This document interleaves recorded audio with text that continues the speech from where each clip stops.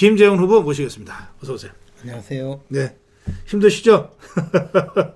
근데 뭐 선거에 나온 후보자는 다 똑같아요. 힘들죠. 그래요. 다녀보시니까 어때요? 민심, 우리 당심은 어떻습니까?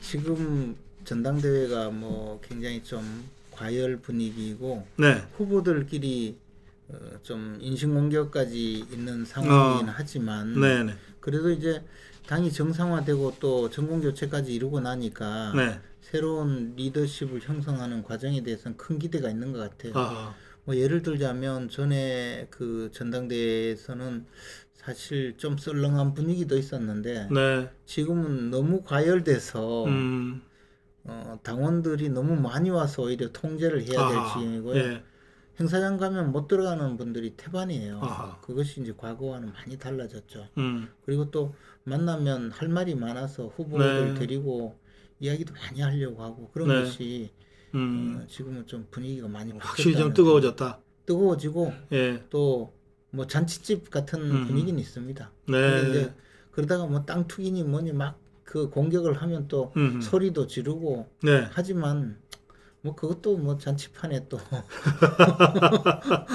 약간 좀 시끌시끌하고 좀 소란소란해야 잔치다. 네, 예, 그래. 1년 반 전에 또 최고위원 출마해서 네. 최고위원 입성했잖아요. 네. 이제 그래서 후보로서 지금 2번 연속으로 최고위원 선거를 치르니까 비교가 아마 그렇죠. 가능할 거예요. 예. 예, 그때보다 확실히 좀 잔치 분위기가 있고 네. 더 뜨거워졌다.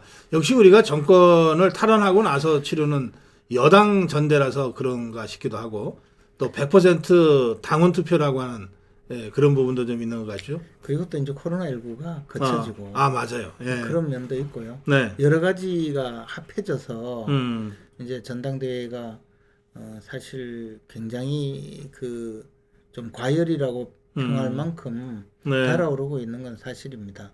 그게 이제 뭐 코로나19가 거쳐졌다 하지만 민주당 전당대회는 그렇지 않았거든요. 안 그랬죠. 예. 예. 그래서 이제 이런 면이 이제 당이 결국에는 뭐 조금 아픔이 있겠지만 결국엔 건강한 새로운 지도부를 만들 것 같다. 일단은 흥행에 성공했다. 네, 그렇습니다. 그래요. 예.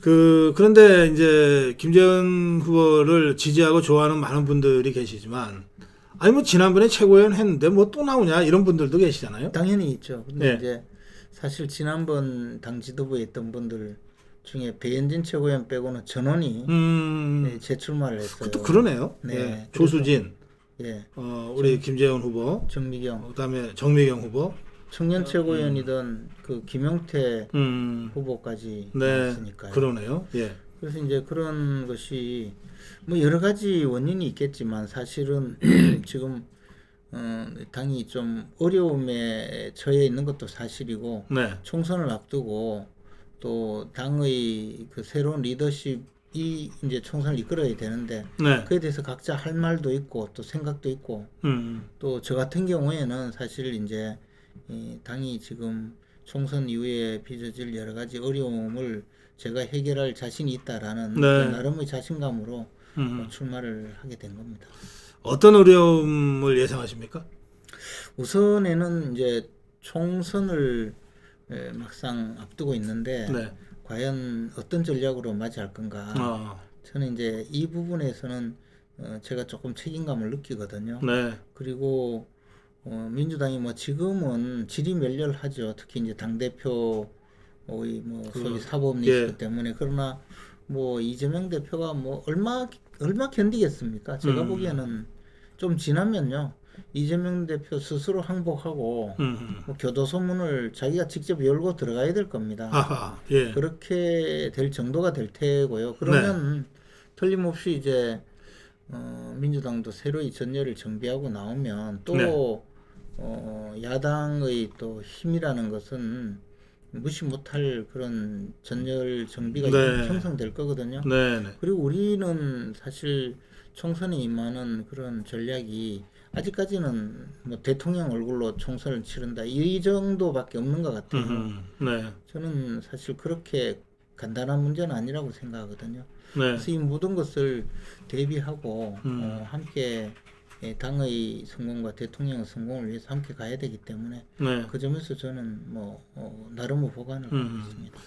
그 말씀하셨습니다만 그 좌파들이 지것들이 많이 죽을 줄 알면서 그냥 그 도살장 끌려가듯이 그렇게 가는 세력이 아니죠. 그렇죠. 이게 정말 이거 큰일 났다 죽을 것 같다 그러면 당대표라도 끌어내려서 뭐라도 판을 뒤집어 보려고 뭘 하는 자들이죠. 그리고요, 저는 어제 뉴스 보도 보니까 네.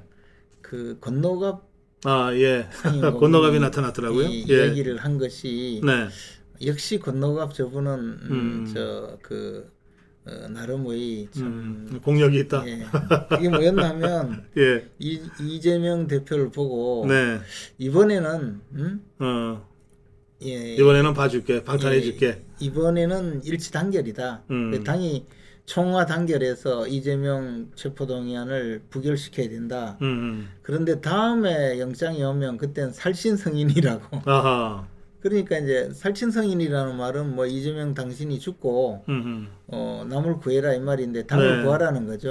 그래서 죽으라는 말은 뭐 목숨을 끊으라는 이야기하고 마찬가지인데 네. 이재명 대표에 관련된 그 형사처벌 조항을 살펴보면요. 1억 이상의 그 뇌물죄는 징역 10년 10년 이상의 이상이죠. 무기징역까지 할 수 있거든요. 네. 그리고 뭐 지금 그 업무상 배임죄, 제3자 뇌물 다 합쳐도 사형은 없어요. 제가 보기에 살까지는 아니고 살신까지는 아니고 네. 무신 무신 성인 정도는 무기징역까지는 받아야 될 거예요. 만약에 정말 네. 중죄가 전부 다 인정이 된다면. 근데 사실 뭐 보통 이 정치인에 대해서 이 정도 사안이면 중형이 선고되긴 하겠지만 네. 무기징역까지는 뭐 아닐 거고. 그러나 이제 어쨌든 이재명 대표님도 스스로 이 내용을 알 겁니다. 그래서 지금 당에서 일치 단결해서 그 체포동의안을 부결시켜 준다 하더라도 네. 끝까지 가지 않는다는 걸 잘 알기 때문에 저렇게 막 그 의원들한테 이제 뭐 메시지도 보내고 네. 뭐 그 체포동의안 부결을 위해서 저렇게 노력하고 하는데 저분이 아직 모르는 게 민주당이 얼마나 무서운 그래요. 예. 것인지. 조폭도 지금 자기를 무섭다고 했지 않습니까? 그래요. 조폭도 저 정치인 저렇게 무서운 사람들인지 몰랐다 했는데 이재명 대표가 민주당이 얼마나 무서운 집단인지 아직 모르는 것 같아요. 건너갑이 어느 정도 사람인지 잘 모를 거예요. 왜냐하면 이번에는 일치 단결, 다음에는 살신성인. 왜냐하면 이재명이가 더불어민주당에서 당 경력이라는 게 고작 해야 정동영 때 부대변인이거든요. 그렇죠. 그러니까 그 위에 저 좌파의 네. 진짜 이 호랑이 같은 그 원로들이 어떤 정치를 해왔는지 잘 모를 거예요. 그렇죠. 나 그거 보고 역시 내 판단이 틀리지는 않는구나 생각을 했죠. 알겠습니다. 자, 이제 전대 얘기를 조금만 더 해보죠. 지금 여러 조사가 발표되는데 사실 당헌 당규는 전당원 이 책임당원 84만 명에 의한 투표인데 이게 당원 명부를 가지고 조사는 불법이잖아요. 네. 그러니까 할 수 없이 일반 시민 조사하다 보면은 당원 물어보고 당원이라고 응답한 분들한테 또 추가로 물어보고 이러다 보니까 표집되는 그 이 표본이 뭐 200명, 300명 이래서 표차 그 오차 범위가 뭐 4.5%, 4.8%만 이래요. 그래서 이제 그걸 갖고 뭘 예측하기가 좀 쉽지는 않은데. 거기다가 저 최고위원들 득표수 보면 0.1, 0.3 의미가 없어요. 자, 그래서 그럼에도 불구하고 여러 여론조사가 일치돼서 가리키는 것은 김기현이 압도적인 1위. 그다음에 안철수가 현재까지는 대체로 2위인데 네. 그 거의 2배 차이가 나버리거든요. 네. 그래서 제가 여러 조사를 보면서 이 정도면 보통 평론가들은 이건 김기현 대세라고 부른다. 그렇죠. 예, 이제 그렇게 말씀을 제가 드렸는데 이게 김기현 대세라면은 김기현 대세에도 다 이유가 있는 것 아니겠습니까? 네. 당심이 네. 왜 김기현 대세로 이렇게 모아지고 있다고 보십니까? 근데 이제 이번 그 대표 경선을 보면서 제가 느끼는 게 네. 과연 무슨 쟁점이냐는 거죠. 아. 쟁점이. 네. 그러니까 후보로 나온 분들이 왜 내가 대표가 되어야 되는지에 대해서 설명을 하고 있는지를 자세히 보면 네. 김기현 대표는 어쨌든 뭐 자신이 대표가 되어야 되는 이유를 설명을 쭉 하고 있어요. 그래요. 대통령 성공시켜야 된다. 예, 뭐 예. 그런 주로 그거죠. 예. 근데 나머지 후보 중에서 이제 안철수 후보는 원래는 안철수 후보가 이제 뭐 좀 자기가 하겠다, 공천을 바로 하겠다, 뭐 그다음에 중도를 내가 끌어올 수 있다. 나는 네, 수도권 예, 중도표. 예. 예. 그리고 나는 총선에 이길 수 있는 가장 확실한 후보다. 네. 그런 내용으로 하면서 그 다음에 더 나가서 내가 총선에 이기고 더 이상 자리에 연연하지 않고 물러나겠다까지 이야기했거든요. 당 대표 물러나겠다고. 예, 그러니까 이분이 내세운 거는 오로지 이제 총선에 총선 대한 승리. 그리고 민주당을 내가 잘한다. 내가 그 당에 있어봤다. 뭐 그래서 나름대로 그 페이스를 잃지 않았는데 네. 이게 그 울산 땅 문제로 넘어가면서 아하. 이제 네거티브로만 가고 있어요. 그러니까 그 점에서 좀 페이스를 잃은 것 같고. 아하. 그러니까 전략의 일관성이 좀 없어졌다. 그러니까 나머지는 이제 이 설명이 좀 부족해지고 천하람 후보는 처음에 이제 뜨는 데는 성공했거든요. 이준석이 띄워주는 바람에. 네. 근데 그 이후에 모든 것은 사실은 후보가 이준석이지 천하람은 아니에요. 아하. 후보의 아바타를 넘어서서 이제는 아예 후보가 본인이 아니고 본인은 그림자처럼 보이니까 거기 황교안 후보는 뭐 좀 트레이드 마크인 이제 부정선거는 이야기하지 않고 전략적으로 그래요. 예. 예. 그리고 이제 결국에는 자신이 이제 뭐 정통 보수다. 정통 보수 험지 출마했다, 삭발했다, 단식했다, 뭐 총선 책임지고 사퇴했다, 뭐 이런 이야기를 하면서 자신의 주장을 하는데 그것이 과연 지금 대표가 되는데 무슨 관계가 있느냐 또 그런 생각을 하게 만들죠. 그래서 이 상황이 제가 보기에 처음에는 저는 김기현 대표는 중간쯤 그냥 성적을 거두면서 자신의 그 대표가 되어야 될 정당성을 이야기할 때 점수로 따지면 중간쯤밖에 안 됐고 안철수 대표는 꽤 좋았고 네. 천하람도 나름대로 기발하게 진행이 되었거든요. 근데 이분들이 이제 2, 3, 천하람과 안철수가 서로 2위 자리를 다투면서 싸우는 바람에 네. 이분들이 사실 저는 쟁점이 점점 떨어졌다고 봐요. 아하. 예. 그래서 이제 김기현과 나머지 후보들이 군수 후보로 전락을 해버렸어요. 원래는 김기현, 안철수가 뭐 원래는 양강에다가 더 나가서 안철수가 이기기도 하고 이랬잖아요. 근데 네. 이게 내려오기 시작하더니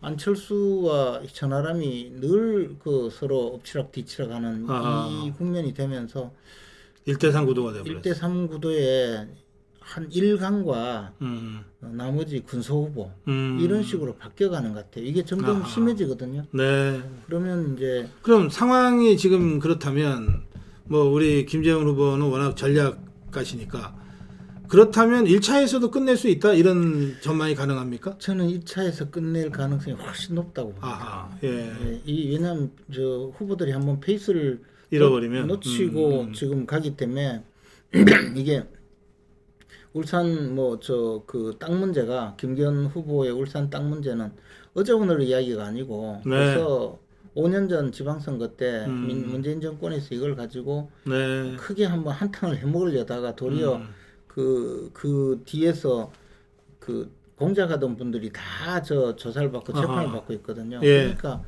이 문제가 무슨 실체가 없는 거예요. 뭘 잘못 잡았네.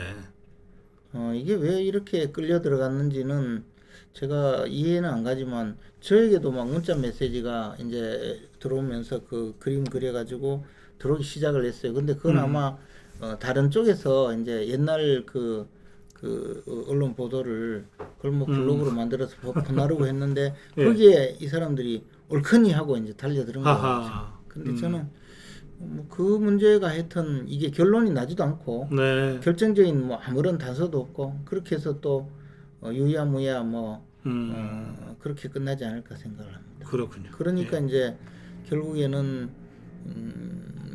이런 때는 시간이 별로 없기 때문에 한번 공격을 하면 거의 후보가 그 방어 능력을 상실할 정도의 그런 이슈가 아니면 선거 중반에 이런 이슈를 그렇죠. 제기해서는 별로 의미가 없거든요. 물론 이제 뭐 처음에 문제를 제기한 황교안이나 또는 그 문제를 받아서 또 그걸 크게 증폭시킨 안철수나 뭐 다 나름 전략이 있겠지만 네. 지금 우리 김재원 후보 말씀을 들어보면 네. 그 이거는 이제 좀 상황은 다른데 네. 옛날에 이제 이 장군이 도망을 가야 될 때 군주가 도망을 가야 될 때 네. 갖고 있던 금은보화를 쫓아오는 그 적군들한테 확 뿌려주거든. 그렇죠. 그러면 당장 눈앞에 막 금덩어리가 막 보이니까 도망가던 것보다는 금이 먼저인 거야. 그렇게 해서 전열이 흐트러져 버려요. 그 사이에 안 보이게 도망가죠. 지금 뭐 이준석 대표는 울산 가서 뭐 저렇게 쫓아다니고 하니까 예. 후보가 누군지 몰라요. 후보가 아하. 이준석이에요. 그런 상황도 돼 있고. 아니 근데 참 이준석이 얘기 자꾸 하시니까 그 지금 당원권 정지 상태거든요. 네. 아직도 당원권 정지 기간 중이더라고요. 그렇죠. 당원권 정지하면 모든 당직에서 물러나야 되는데 이건 뭐 당직은 아니지만 이렇게 전대에 지선거처럼 뛰어다니는 거 이거 자체를 왜 선관위가 가만히 둡니까?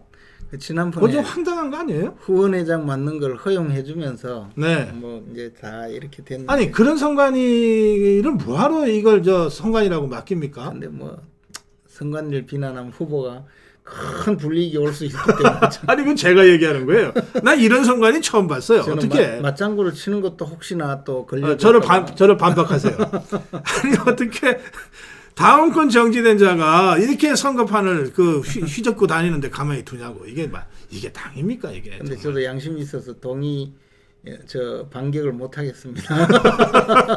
저도 옳다고 생각합니다. 아이 참네 정말.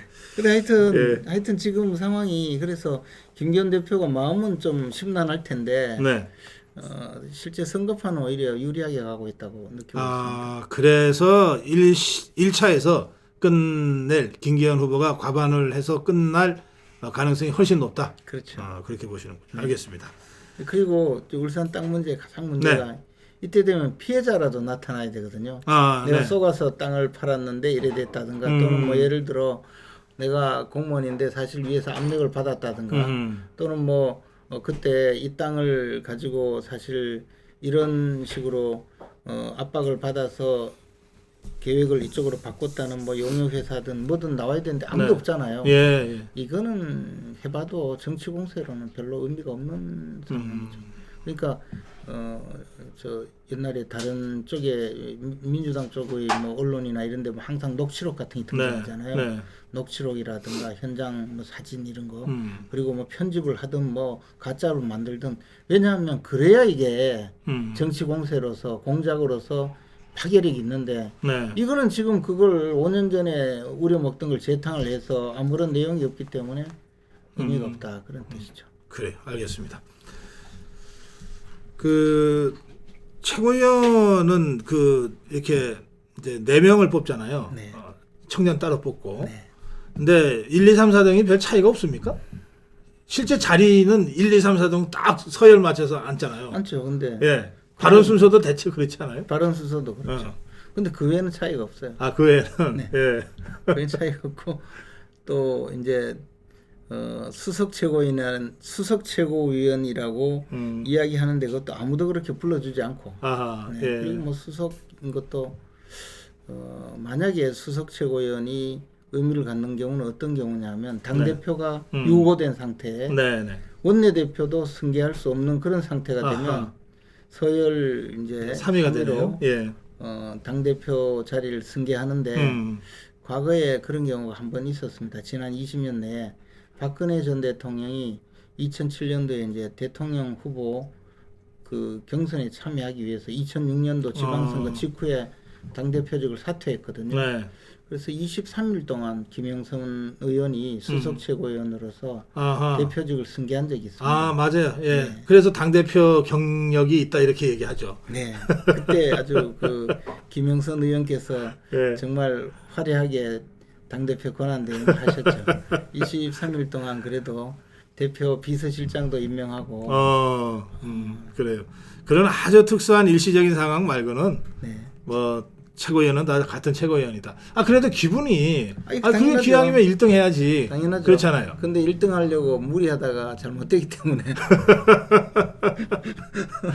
근데 제가 표 분석을 해보면 우리 김재원 후보도 뭐 대체로 윤석열 대통령과 중심이 돼서 가야 된다 이런 생각을 하잖아요. 네. 뭐 굳이 친윤이라고 얘기를 하지 않더라도 그 범주류인데. 저는 친윤 호소인이에요. 저는 아, 친윤으로 좀 받아주세요. 그래서 보면 되게 1, 2, 3등은 되게 좀 어느 정도 안정권인 것 같아요. 네. 우리 김재원 후보, 조수진 후보, 민영삼 후보. 네. 그런데 이제 나머지 한 자리 4등을 둘러싸고 뭐 김병민과 허은하와 저 김용태 그러니까 뭐 어슷비슷하게 지금 나와서 그 중에 하나가 이제 될 텐데 네. 그 중에 하나라도 네. 뭐 저 이준석 똘마니가 되면 참 이게 짜증나는 일이 벌어질 수 있다. 이거 걱정들 하시거든요. 네. 근데 이제 유권자들이 저한테 여쭤보세요. 질문을 하세요. 그러니까 어떻게 해야 됩니까? 아니 그래서 예. 지금 말씀을 잘못하신 게 예. 그게 이제 한 2주 전 상황이었어요. 네네. 1, 2주 전. 어. 그래서 전부 이제 김병민을 찍자 이렇게 아하. 또 돼서 지금 김병민 후보가 1등인 것 같아요. 그리고 1, 2등 얘들은 뭐 의뢰이 될 거니까 안 어허. 찍어줘도 된다 해가지고 네. 제가 간당간당하게 지금 어. 커트라인 선상에 있거든요. 아이고 그래요? 그러니까 예. 시청자 여러분 저를 찍으셔야 됩니다. 저를 찍으셔야 돼요. 야, 이 참 계산 복잡하게 만들어놨네. 1인 2표가 그래서 재미가 있고 묘미는 있는데 아니 근데 죽어나요 저희. 예, 후보들 입장에서는 참 네. 힘들겠어요. 왜냐면 이제 예. 이 첫 번째 찍는 표는 어느 정도 예. 뭐 저 생각이 있는데 두 번째는 뭐 누구를 찍지 하다가 이렇게 대충 찍을 수가 있거든요. 지금 제가 간당간당해요. 알겠습니다. 여러분의 김재원이 간당간당한답니다. 저를 찍어주세요. 아까 말씀하신 김병민 후보가 그 뭐 4등, 5등 이거는 네. 2주 전이고 지금 아하. 그 바람에 다시 알겠습니다. 김재원을 구해주셔야 됩니다. 예. 그 안철수가 그 이재명 똘마니 호위무사들을 아예 자객 공천을 해서 다 정치권 퇴출하겠다. 네. 이러면서 오늘은 우리 당원들한테 누구를 퇴출시켜야 되는지 명단을 20명을 아예 선택해달라 이렇게까지 나갔는데 네. 저는 그 재밌게 봤습니다. 뭐 아이고 기발한 발상이고 또 나름 의미 있는 발상이에요. 뭐 그거는 좋은 얘기예요. 예, 근데 이제 보낼 자격이 누군지 그렇지 그게 문제야. 문제죠. 어. 그 이제 자객공천이라는 말은 사실 이제 일본에서 유행한 말이잖아요. 특히 이제 그 아베 신타로 그 수상 시절에 그런 일을 많이 했죠. 그래서 네. 주로 이제 뭐 인기 있는 그 아나운서, 여자 아나운서 이런 사람 또는 이제 TV에 많이 나와서 대담 프로에 많이 나와서 인기 있는 변호사 이런 사람들을 이제 여러 명 영입해서 네. 정부 정책에 반대하는 뭐 야당 의원 또는 당내 파벌 중에서 아주 못된 우리나라로 따지면 그게 이제 뭐 이준석계 뭐 예를 들어 네. 유승민계 뭐 이런 의원이겠죠. 그런 분들은 일본 같은 데에서는 공천 경쟁을 이제 자유롭게 하니까 거기에 네. 내보내 가지고 아하. 당내 경선에서 당내 경선에서 아예 저격을 해보는구나. 네, 그런 방식으로 사실 이제 공천을 떨어뜨리거나 또는 본선에서 떨어뜨리는데 그걸 이제 자객 공천이라고 했거든요. 근데 네. 우리가 이제 봤을 때는요, 민주당 의원들 중에서 이제 못 되었다라고 했더니 1번 타자로 나선 분이 정청래 의원이잖아요. 네. 그러면서 뭐 자격 필요 없다, 직접 하라 이런. 그러니까 이제 정청래 의원이 또 욕을 먹는 건데 좀 가만히 있지. 근데 막상 정청래 의원을 상대해서 네. 보낼 사람이 있느냐.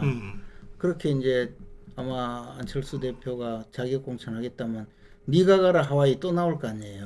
그렇죠. 네, 그래서 우리가 이제 그런 말씀을 할 때 현실성을 항상 조금 돌이켜 봐야 되고, 사실 우리가 이렇게 보면 떨어뜨려야 될 사람이 저 광주에 있다든지 또는 이제 그 서울 지역에서도 우리 당이 한 번도 돼보지 못한 험지들이 많거든요. 그래요. 예.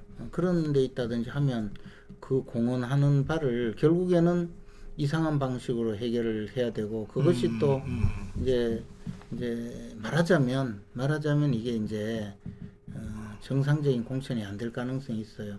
왜냐하면 제가 지난 2020년 그 공천 당시에 네. 제가 이제 경북 의성 지역구에서 네. 컷오프 시키더니 음.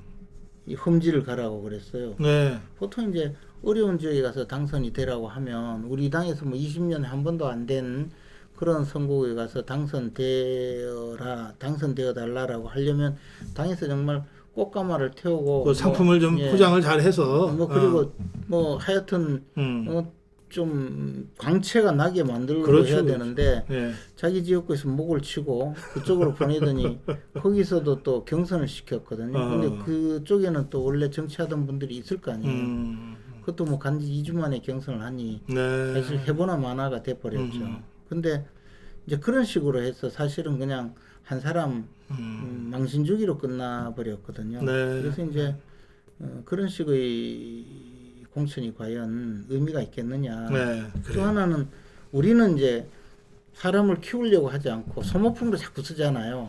그러니까 그런 자격 공천을 하면 정말 아까 말씀드렸듯이 그런 훌륭한 사람을 그래요. 발굴할 생각을 해야 되는데 그게 없으니까 문제죠. 그래서 저는 아이디어는 참 좋다고 생각하는데 맞습니다. 이게 원래 자격은 몰래 보내야 되는 거거든. 네. 온 동네만에 광고해놓고 보내는 자격은 자기는 밤늦게 몰래 그리고 칼 치고 잘 쓰는 사람을 딱 보내야 그렇지. 되거든요. 네, 어쨌든 총선 승리는 누구나 다 우리 자유파 국민들과 국민의힘 의원들이라면 뭐 당원들이라면 누구나 정말 열망하는 것인데 네. 그냥 그 열망만으로 이게 정치가 되면 얼마나 쉽겠어요. 그럼요. 그보다 훨씬 더 정말 치밀하고 디테일하게 전략과 전술을 고민할 수 있어야 됩니다. 그 점에서 당내 최고 전략가 중에 한 사람으로 꼽히는 재원. 네, 김재원. 갑자기 김재일이가 생각이 났어. 예, 김재원 후보가 당 지도부에 들어가서 그런 전략을 밖에서 조언하는 게 아니라 네. 직접 좀 짜고 실행하는 이런 무거운 책임을 맡겠다고 나섰으니까 여러분들 좀 힘을 모아주시기 바랍니다. 자, 마무리 인사 말씀. 하여튼 제 간당간당합니다. 간당간당해요. 저 좀 도와주십시오. 자꾸 저는 무조건 되니까 딴 데 찍어야 된다 이런 생각하지 마시고 제가 간당간당합니다. 저 김재원을 찍어주십시오. 네, 간당간당 김재원의 긴급 토크였습니다. 자, 고생하십시오. 고맙습니다. 네.